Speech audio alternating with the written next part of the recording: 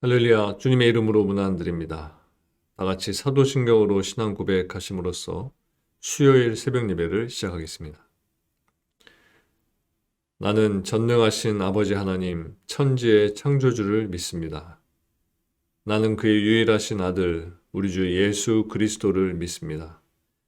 그는 성령으로 잉태되어 동정녀 마리아에게서 나시고 본디오 빌라도에게 고난을 받아 십자가에 못 박혀 죽으시고 장사된 지 사흘 만에 죽은 자 가운데서 다시 살아나셨으며 하늘에 오르시어 전능하신 아버지 하나님 우편에 앉아 계시다가 거기로부터 살아있는 자와 죽은 자를 심판하러 오십니다.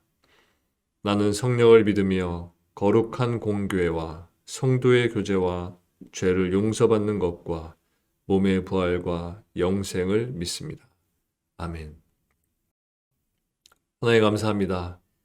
이 아침 우리들을 하나님을 예배하는 자리로 불러주시고 하나님께 기도드리며 말씀을 나누며 하나님께 가까이 나아갈 수 있는 은혜를 주심을 감사드립니다. 어제 하루도 하나님의 은혜로 살게 하신 것처럼 오늘도 하나님의 말씀을 붙들고 하나님을 의지하며 나아갈 때에 우리의 삶이 하나님으로 인하여서 복된 삶이 될 줄 믿습니다. 그 의지하는 마음을 가지고 예배하는 자리로 나왔사오니 우리의 믿음이 성장되게 하시고 하나님의 말씀을 듣고 깨우쳐서 그 말씀을 실천하며 살 수 있는 성도들로 우리를 삼아 주시옵소서. 성도들 가정 가운데 삶의 여러 가지 문제들로 인해서 힘들어하는 일들이 있습니다.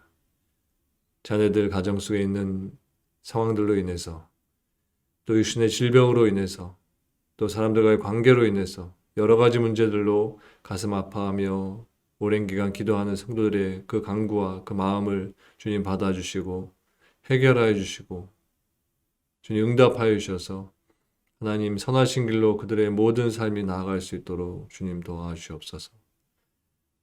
9월 새로운 달을 시작하며 지난주부터 첫 촌모임을 시작하였습니다.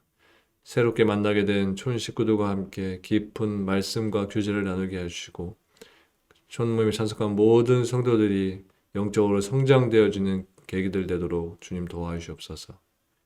이 시간 함께 하나님의 말씀을 나누려고 합니다. 성령 하나님, 하나님의 말씀을 깨우칠 수 있는 은혜를 주시고 그 말씀을 통하여서 오늘도 우리들이 어느 방향으로 나아가야 하는지 우리의 삶을 어떤 곳으로 향해야 하는지를 깨닫고 그 길로 나아갈 수 있는 우리들 될 수 있도록 도와주시옵소서.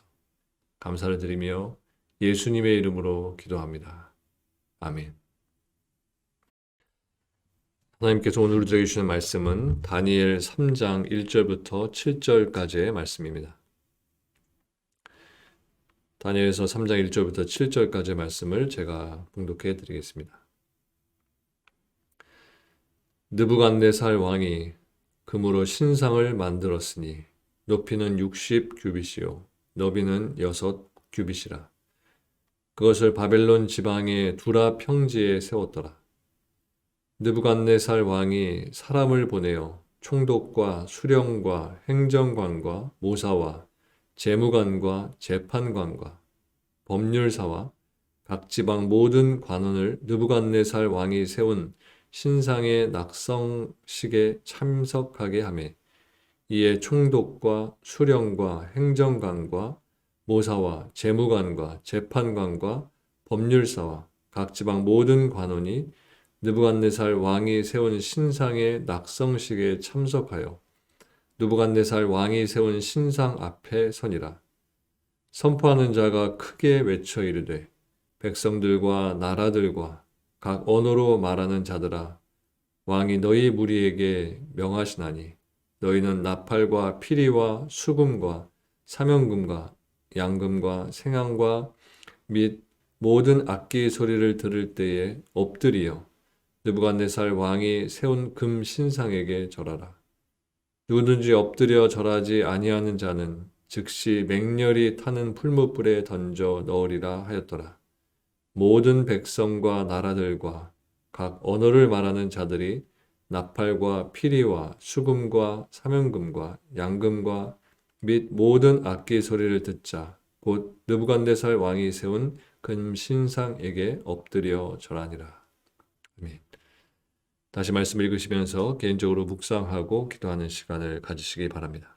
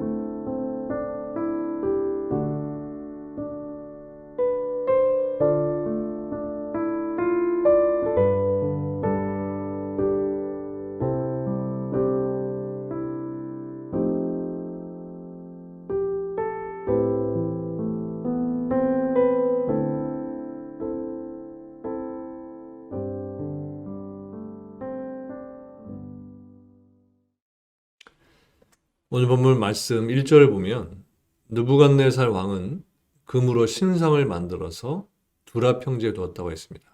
그리고 그 신상의 크기는 높이가 약 30m가 되었고 너비가 약 3m에 달했다고 했습니다. 아파트나 콘도의 한 층의 높이가 대략 2.5m이니까 30m라고 하면 건물의 12층이 되는 높이입니다. 그러므로 우리는 느부갓네살이 세운 금신상이 얼마나 거대했는지를 짐작할 수 있게 됩니다. 여기서 중요한 것은 느부갓네살이 금신상을 세운 동기가 그가 꿈에 본 신상과 긴밀한 연관을 지닌다는 것입니다. 앞에 다니엘서 2장의 느부갓네살의 꿈에 대한 다니엘의 해석에 따르면 그가 꿈에 본 신상의 머리는 금으로 되어 있었고 그것은 곧 그 자신을 상징하는 것이었습니다. 그리고 그의 나라는 흥망성쇠를 거듭하다가 결국 완전한 파멸에 이를 나라로 규정됩니다. 즉, 그의 나라는 영원하지 않고 멸망하게 된다는 것이었습니다. 이것은 느부갓네살로서는 상상조차 하기 싫은 일이었습니다. 그는 당연히 자신의 나라가 영원하기를 바랬습니다. 그래서 그는 하나님을 거역하는 일임에도 불구하고 자신의 나라가 영원하기를 바라는 욕망을 가지고 꿈에 본 신상을 세우면서 머리뿐만 아니라 신상 전체를 다 금으로 만들었던 것입니다. 그리고 그것을 향해 제국에 속한 백성들로 하여금 경배하게 했던 것입니다. 하나님께서 느부갓네살에게 신상의 꿈을 보여주셨던 것은 그로 하여금 세상을 주관하시고 통치하시는 실질적인 주관자는 바로 하나님이시다라는 이 사실과 세상에서 위대하고 영광스럽다고 말하는 것들의 헛됨과 허망함을 깨닫게 하기 위한 것이었습니다.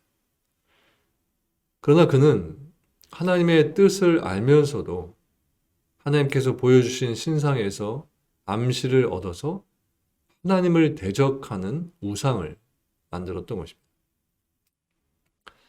다시 말해서 느부갓네살은 그에게 장차 될 일을 알게 하신 하나님의 은혜를 자신을 높이고 자신을 신격화하기 위한 죄의 도구로 변질시켜 버렸다는 것입니다.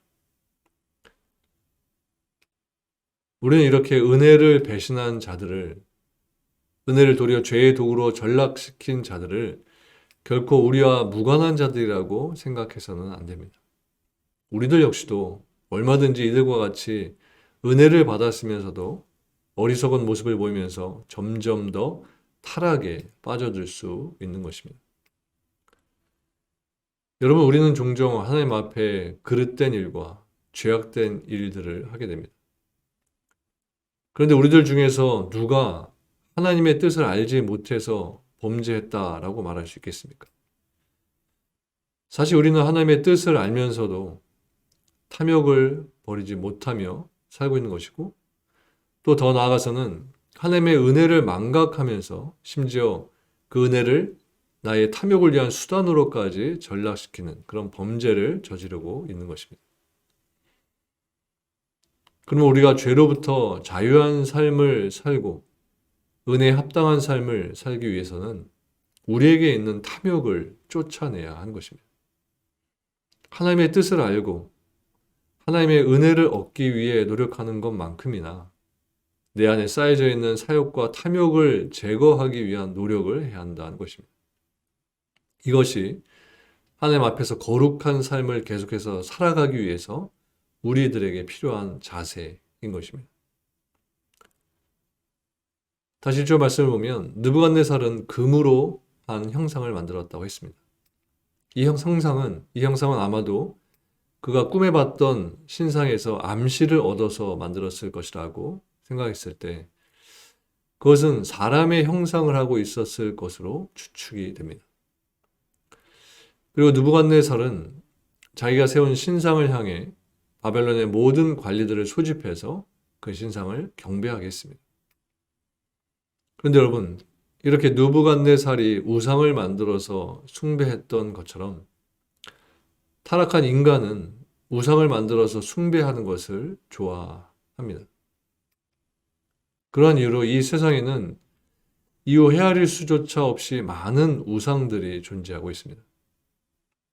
그러나 여러분, 신은 그 자체가 보이지 않는 존재이고 이 세상을 초월한 존재입니다. 따라서 신은 나무나 돌이나 금속과 같은 훼손되거나 소멸될 물질에 의해서 만들어질 수 없는 것입니다. 사람이 손으로 만든 것은 사람이 손으로 만들었으니까 손으로 부술 수도 있기 때문에 그것을 결코 신이라 부를 수 없습니다. 그렇기 때문에 그것을 신격화하면서 숭배하는 것은 너무나도 어리석은 모습인 것입니다. 그런데도 사람들이 이런 어리석은 일을 자행하는 이유는 무엇 때문인 것일까요? 물론 가장 중요한 이유는 인간이 범죄한 이후에 타락해서 하나님을 바르게 알지 못하는 어리석은 존재가 되었기 때문일 겁니다. 그런데 이것 이외에도 사람이 신을 만드는 또 다른 이유가 있습니다. 그것은 바로 사람이 신을 자기의 탐욕을 이루는 수단으로 조정할 수 있다라고 생각하기 때문인 것입니다. 본문에서 느부갓네살이 금신상을 세운 이유도 누가 봐도 압도될 수밖에 없는 신상을 만들어 놓고 그 앞에 무릎 꿇게 함으로써 국가의 결속을 다질 뿐만 아니라 자신의 영광을 드높이고자 하는 목적이 그에게 있었기 때문인 것입니다. 또한 자신은 신과 같은 존재로서 자신에게 대적하는 사람은 신을 대적하는 자로서 그 죄를 피할 수 없을 것이라는 강력한 경고의 의미도 그 안에 들어있는 것입니다. 여러분, 하나님께서 우상 숭배를 가장 사악한 죄악으로 여기시면서 진노하시는 것 역시도 그것 때문인 것입니다. 물론 하나님께서 우상 숭배를 사악한 것으로 규정하시고 그것으로 분노하시는 것은 물론 하나님의 백성들이 하나님 외에 다른 신들을 섬기기 때문일 것입니다. 그러나 하나님께서 우상 숭배에 대해 그토록 경노하시는 더욱 중요한 이유는 보이지 않는 하나님, 제한될 수 없는 하나님을 사람이 자기 눈에 보이는 형상으로 만들어서 자기 마음대로 조정하고 제한하려는 의도가 그것에 담겨 있기 때문인 것입니다. 그래서 하나님께서는 십계명 중 우상 숭배를 금하는 명령을 내리시면서 너를 위하여 새긴 우상을 만들지 마라 이렇게 말씀하신 것입니다. 즉 우상 숭배는 우상 자체를 위한 것이 아니라 그것을 만드는 사람이 자신의 탐욕을 위해서 만들게 되는 것이다 라는 것을 말씀해 주신 것입니다. 여러분, 하나님은 결코 우리 눈에 보이지 않으시고 우리가 임의로 세계 만들어서 그분을 제한하거나 조정할 수 없는 분이십니다. 하나님은 영이시고 하나님은 무한하신 분이십니다. 물론 우리 성도들은 우상을 새겨서 만들거나 그것을 또 섬기지 않습니다. 그러나 오늘 말씀을 통해서 기억해야 하는 것은 왜 사람들이 우상을 만드는지 그 이유와 관련해서 우리 성도들 역시도 우상 숭배를 하게 될 수 있다는 것을 알아야 한다는 것입니다. 즉 하나님을 우리의 생각과 탐욕으로 제한하거나 조정하려고 한다면 그것 자체가 하나님을 우상과 동일시하는 것이다 라는 것입니다. 우리는 우상 숭배자들이 저지르는 이러한 죄된 모습에 동참해서는 안 되는 것입니다. 오늘 본문에 제시된 느부갓네살이 세운 금신상과 그것에 절하는 사람들의 모습은 세상의 힘과 권세를 절대적인 것으로 내세우면서 그것을 신격화하는 사탄의 권세와 그것에 굴복하는 사람들의 모습을 반영해 주는 것이라고 볼 수 있습니다. 이 세상 가운데서 사탄은 사람들을 굴복하게 하고 범죄에 빠뜨리고 불의와 거짓을 자행하게 합니다. 그리고 그렇게 얻은 권력과 권세라는 것이 사람들로 하여금 너무나도 큰 힘을 가진 것처럼 보이게 하고 또 사람들은 이것에 굴복하는 것을 지극히 당연하다라고 생각을 합니다. 그래서 권력을 맛본 사람들은 이 세상의 권세가 이 권력이 얼마나 큰 힘을 지니고 있는지를 아는 사람들은 자신만 아니라 주변의 사람들까지도 이것에 굴복하게 하는 것입니다. 문제는 이런 세상 가운데 우리 성도들 또한 살아가고 있다는 것입니다.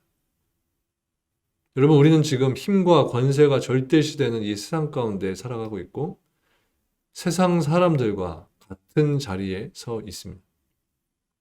그러나 우리는 결코 그들의 악에 동조하기 위해서 거기에 있는 것이 아닙니다.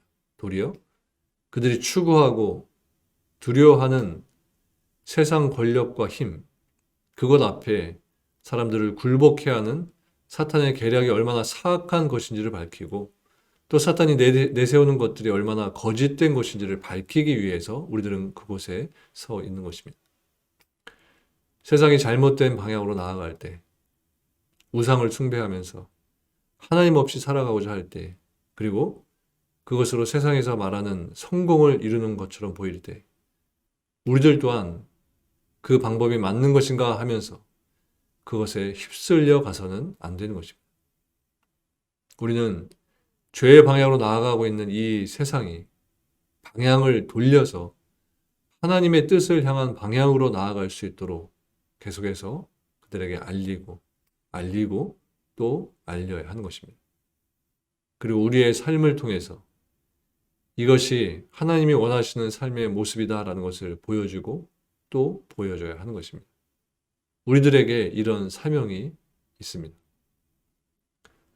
오늘도 하루를 살아가실 때 삐뚤어져 나가고 있는 이 세상 사람들에게 다시금 하나님이 원하시는 방향으로 나아갈 수 있도록 그들에게 가이드 역할을 해주면서 사시는 저 여러분들 모두가 되시기를 주님의 이름으로 축원합니다. 기도하겠습니다. 하나님 감사합니다. 이 아침에도 우리들에게 말씀을 주시고 다시금 나 중심으로 살아가는 이 세상 가운데서 우리들이 어떠한 모습을 가지고 살아야 하는지를 되돌아보게 하시니 감사합니다. 악을 향해 나아가고 죄의 길로 나아가는 세상을 바라보며 또 세상 사람들을 바라보며 우리들 또한 그것에 휩쓸려 나가지 않도록 해주시고 그런 유혹에 빠지지 않도록 하시고 우리의 중심을 잡고 우리의 삶을 말씀의 세움으로 인하여서 하나님이 원하시는 오직 진리 위에 생명 위에 우리의 삶을 세우며 그것이 맞는 것이다. 그것이 하나님의 뜻이다라는 것을 세상 가운데 알리고 전하며 사는 우리들 될 수 있도록 도와주시옵소서.